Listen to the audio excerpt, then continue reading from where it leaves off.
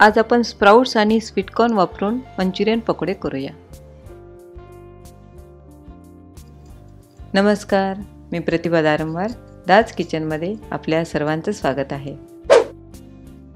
अशाच वेगवेगळ्या रेसिपींसाठी माझ्या चॅनलला सबस्क्राइब करायला विसरू नका। व्हिडिओच्या खाली असं लाल बटन असेल तर तुम्ही ते क्लिक करा आणि असं ग्रे असेल तर तुम्ही ऑलरेडी सबस्क्राइब केलेला आहे। इथे मी 1 कप मोड आलेली मटकी आणि अर्धा कप स्वीट कॉर्न घेतलेले आहेत। एका मिक्सरच्या भांड्यामध्ये मोड आलेली मटकी, 7 ते 8 हिरव्या मिरच्या, 1 ते 1.5 इंच अद्रक आणि 20 ते 22 लसूण पाकळ्या घेऊन बारीक करून घेऊ। हे असं थोडं जाडसर बारीक करून घ्यायचं आहे। हे एका मिक्सिंग बाउलमध्ये काढून घेऊ।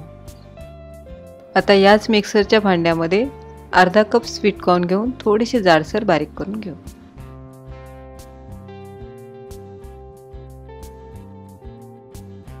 हे मिक्सिंग बाउलमध्ये काढून घेऊ। आता यामध्ये 1 कप किसलेला पत्ता गोबी, अर्धा कप किसलेला गाजर, थोडेसे स्वीट कॉर्न, पाव टीस्पून काळी मिरी पावडर, चवीप्रमाणे मीठ, 1.5 टेबलस्पून रेड चिली सॉस आणि 1.5 टेबलस्पून सोया सॉस टाकून मिक्स करून घेऊ। तुम्हाला जर आवडत असेल तर यामध्ये बारीक चिरलेला कांदा सुद्धा टाकू शकता।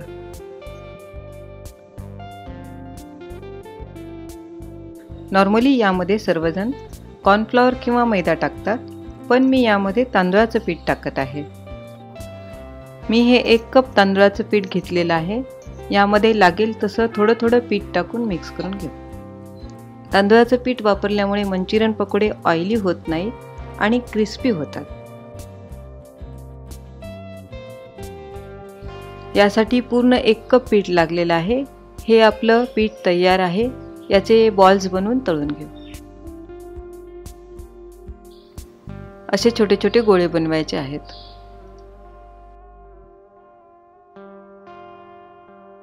गॅसचा फ्लेम लो टू मीडियम करत आपल्याला हे मंचुरियन तळून घ्यायचे आहेत।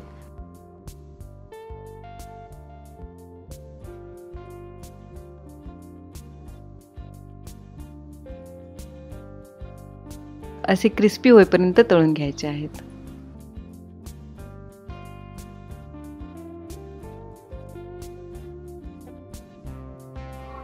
पावसाचा आनंद घेत घेत खाण्यासाठी आपले हे क्रिस्पी टेस्टी मंचुरियन पकोडे तयार आहेत। तुम्ही नक्की करून पहा आणि कमेंट्स करून मला सांगा।